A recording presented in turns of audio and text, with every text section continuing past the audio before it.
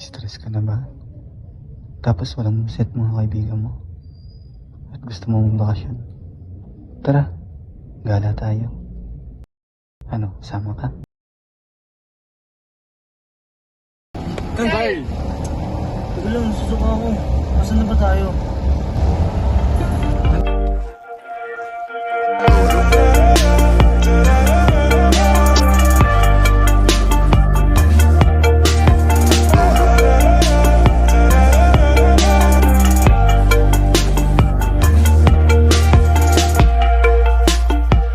Ang Bulacan ay isang lalawigan sa gitnang Luzon.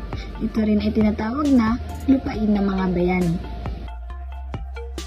Dito nanirahan ang mga tanyag na bayani tulad ni Francisco Baltasar, Marcelo H. del Pilar at Gregorio del Pilar.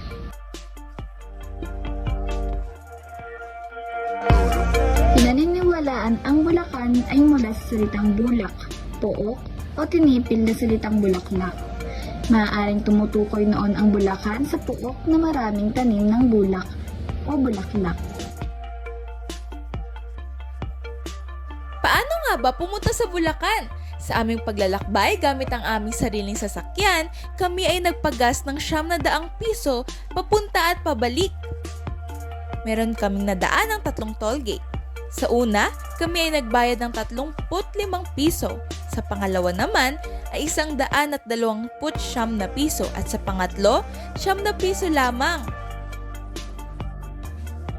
At kung ikaw naman ay magko-commute, mabuti na lamang na ikaw ay maghanda ng 1,000 dahil ikaw ay magbabas mula sa Cavite hanggang Pitex at mula sa Pitex hanggang Cubao at Cubao hanggang Bulacan.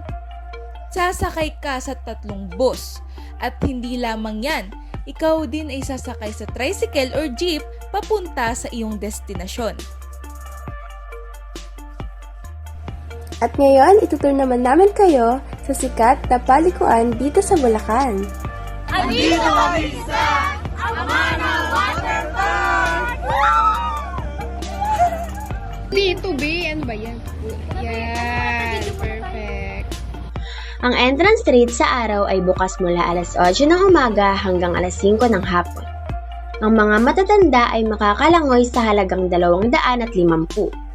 Ang mga bata na mas mababa sa 4 na talampakan ng taas at mga senior citizens na may ID ay makakalangoy sa halagang 200. Para sa night swimming, bukas ito mula alas 6 ng gabi hanggang hating gabi. Ang mga matatanda ay makakalangoy sa halagang 210 piso lamang. Ang mga bata na mas mababa sa 4 na talampakan ng taas at mga senior citizens na may ID ay makakalangoy sa halagang 150 piso.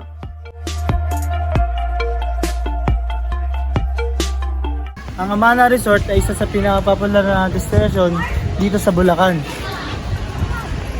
At located ito sa Santissima Street, Bagong Barrio, Pandi, Bulacan. Mayroon silang iba't ibang klase ng accommodations kagaya ng rooms at cottages na pwedeng gamitin dito sa Amana Water Park. Isa na rito ang Boracay Cottage na nagkakahalaga ng 800 piso na kasya ang 6 hanggang 8 tao. Pangalawa, ang Tagaytay Cottage na nagkakahalaga ng 1,000 piso na kasya ang 10 hanggang 12 tao. Ang Gazebo Cottage naman ay nagkakahalaga ng 1,200 piso na kasya ang 15 tao. Apayao Cottage na nagkakahalaga ng 1,200 piso na kasya ang 15 tao. Panglima, ang Baler Cottage na nagkakahalaga ng 1,200 piso para sa 10 katao. At ang pang-anim naman ay ang Subic Cottage na ang presyo ay 1,500 piso para sa 15 tao. Camiguin Cottage na nagkakahalaga ng 20,000 piso at kasya rito ang 15 tao. At ang Calatagan Cottage naman ay ang pinakamalaking cottage na nagkakahalaga ng 3,500 na kasya ang 30 katao. Tara, dumako naman tayo sa kanilang mga rooms. Isa na rito ang Bohol Room na nagkakahalagang 2,200 piso na kasya ang 10 hanggang 12 katao. Pangalawa, ang Batanes Room na nagkakahalaga ng 3,000 piso na kasya rin ang 10 hanggang 12 katao. At ang Vegan Room ay nagkakahalaga rin ng 3,000 piso at kasya rin ang 10 hanggang 12 katao. At ang Baguio Villa naman ay nagkakahalaga ng 3,500 piso na kasya rin ang 10 hanggang 12 katao. Mayroon din silang Batanes Dorm na nagkakahalaga ng 3,500 piso na magkakasya ang 12 hanggang 15 tao.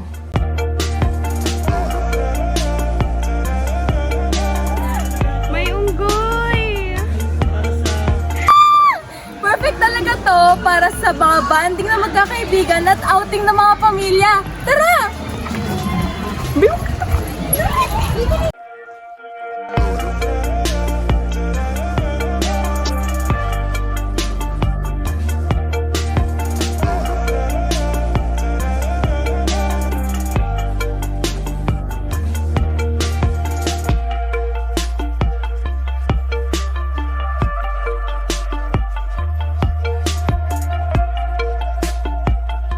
At alam mo ba na ang Amana Water Park ay may pinakamalaking wave pool dito sa Pilipinas?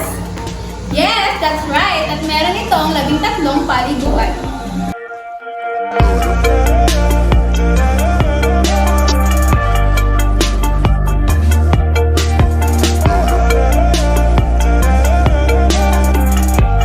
Bukod sa maraming pools, marami rin kayo dito makikita ang ilang mga hayop tulad ng ostrich at ng goose o gansa sa Tagalog.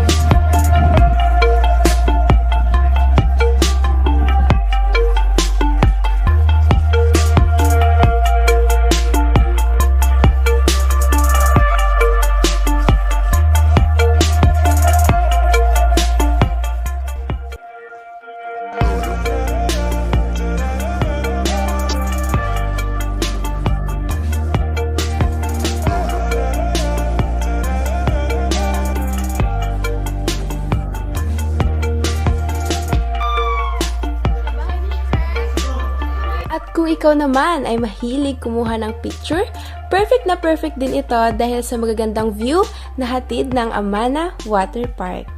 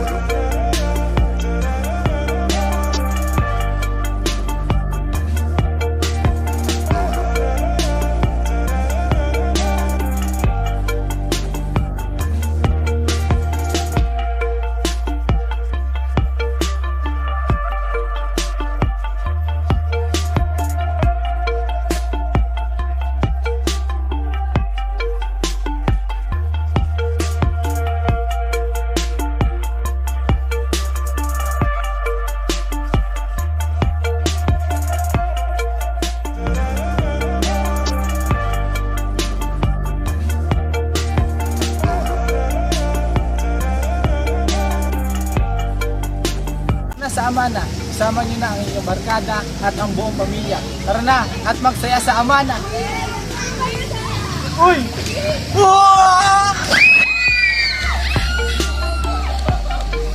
Pasaya talaga dito sa Amana Resort. Kaya ano pa hinihintay nyo? Tara na!